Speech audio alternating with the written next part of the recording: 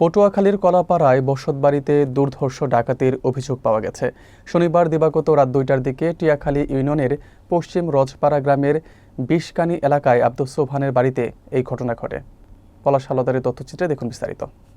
ভুক্তভোগী আব্দুস সোবহান ও তার স্ত্রী খুকি বেগম জানান, সংঘবদ্ধ ডাকাত দল ঘরে প্লাস্টিকের দরজা ভেঙে প্রবেশ করে তাদের হাত পা ও মুখ বেঁধে রাখে।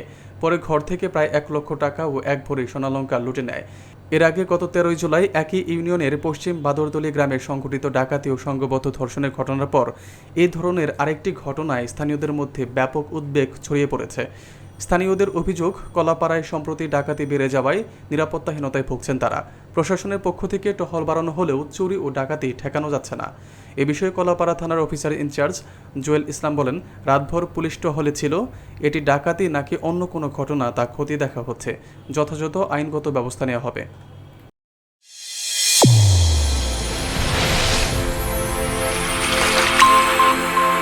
চ্যানেল A1 হৃদয়ের স্পন্দন।